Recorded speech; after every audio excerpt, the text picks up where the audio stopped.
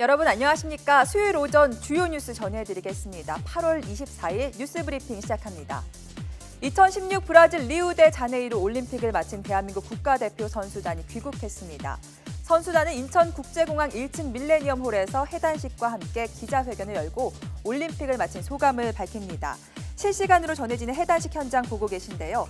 해단식에는 양궁과 펜싱, 사격 등 11개 종목 지도자와 선수 60여 명이 참가하고 앞서 미리 귀국했던 메달리스트들도 참석했습니다. 북한이 오늘 새벽 5시 30분 함경남도 심포 인근 해상에서 잠수함 발사 탄도미사일 SLBM을 한 발 시험 발사했습니다. 이번에 발사한 SLBM은 500km를 날아간 뒤 일본 방공 식별구역 내 80km 지점에 떨어진 것으로 파악됐습니다. 합참은 수차례 시험 발사에 비해 북한의 SLBM이 상당히 진전된 것으로 본다고 말했습니다. 또 북한의 이번 SLBM 발사가 유엔 안보리 결의에 대한 중대한 위반 행위라며 강력 대응하겠다고 밝혔습니다. 아베 일본 총리는 방위성 등 관계 부처에 대해 정보 수집과 분석에 만전을 기하라고 지시했습니다. 일본 정부는 총리관저 위기관리센터에 설치된 북한 정세 관저 대책실에서 관련 정보를 수집하고 방위성 등 관련 부처 국장급 회의를 열어 대응 방안을 협의했습니다. 북한의 SLBM 발사에 따른 일본 항공기와 선박의 피해는 아직 확인되지 않고 있습니다. 8차 한일중 외교장관 회의가 오늘 오전 10시 45분부터 일본 도쿄에서 열릴 예정입니다. 윤병세 외교부 장관과 기시다 후미오 일본 외무상, 왕이 중국 외교부장, 3국 외교수장이 만나 북한의 핵 미사일 위협에 대한 공동 대응 방안과 한일중 정상회담의 연내 개최 문제를 논의합니다. 또 오늘 열릴 것으로 보이는 한중 외교장관 회담에서는 한반도 사드 배치 문제가, 한일 회담에서는 일본군 위안부 피해자 지원을 위한 10억엔 집행 문제가 거론될 것으로 보입니다. 3국 외교장관들은 별도의 공동 성명 채택 없이 회의가 끝난 뒤 공동 기자회견을 열어 이번 회담의 성과를 밝힐 예정입니다. 현학봉 영국 주재 북한 대사가 본국 소환 명령을 받은 것으로 전해졌습니다. 얼마 전 태영호 영국 주재 북한 공사가 귀순한 것과 관련이 있어 보입니다. 현 대사는 평양으로 복귀 명령을 받았고 현재 후임 주영 대사가 정해져 영국 정부의 승인 절차인 아그레망이 진행되고 있다고 외교 소식통이 전했습니다. 현 대사의 후임은 군 출신의 외무성 국장급인 것으로 전해졌습니다. 국내에서 15년 만에 후진국 질병인 콜레라가 발병했죠. 확진 판정을 받았던 50대 남성은 최종 음성 판정을 받아 현재는 격리가 해제됐습니다. 지난 7일부터 이틀 동안 경남 거제와 통영 일대에서 어패류를 먹은 뒤에 심한 설사 증상이 나타난 것으로 조사됐습니다.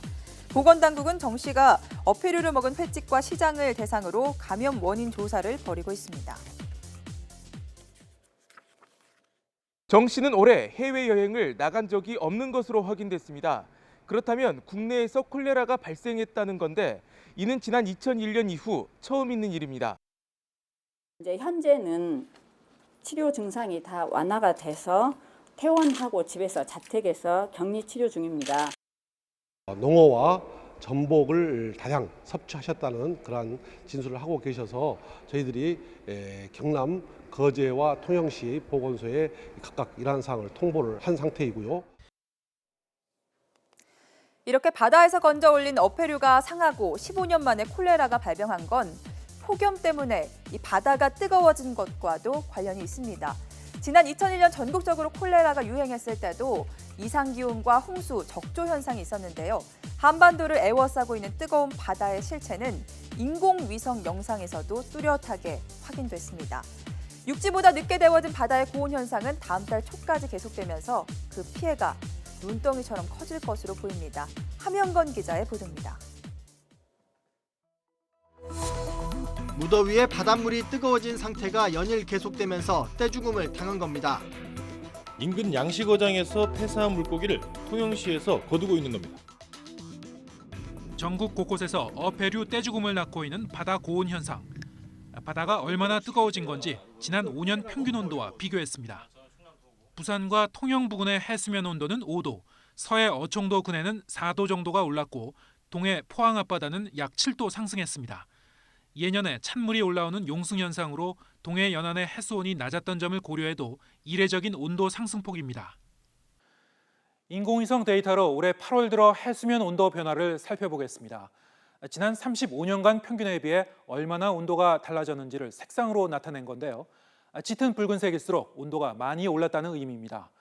바다는 8월 둘째 주부터 색상이 진해지기 시작해 10일과 11일쯤에는 고온 현상이 더욱 뚜렷해졌습니다.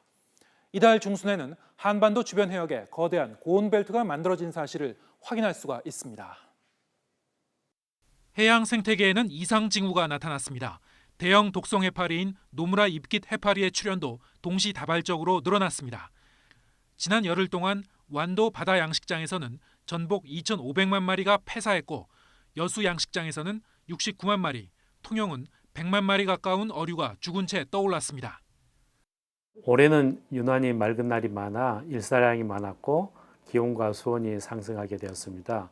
여기에 동풍이 강해서 남쪽에 있는 따뜻한 해류가 우리나라 연안으로 올라오면서 해수가 수온이 크게 상승하게 되었습니다.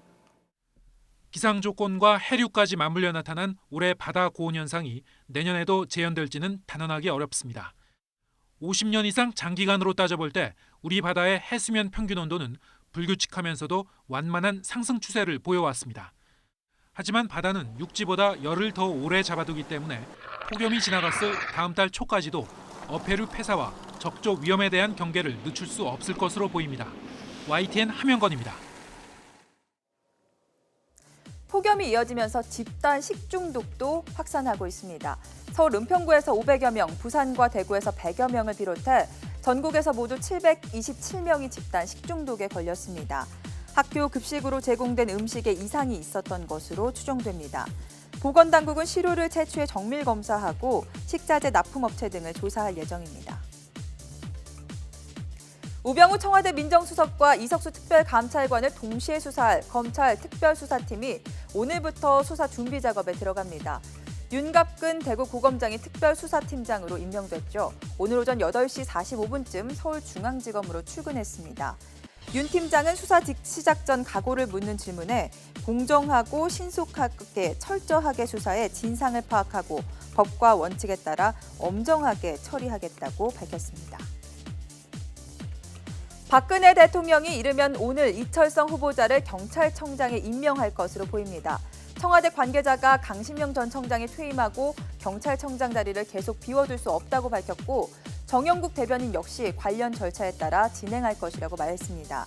국회 인사청문보고서 채택이 무산됐지만 임명을 강행할 것으로 보입니다. 수요일 오전 주요 뉴스 전해드렸습니다. 자세한 소식은 바로 뒤에 이어지는 뉴스타워에서 확인하시죠.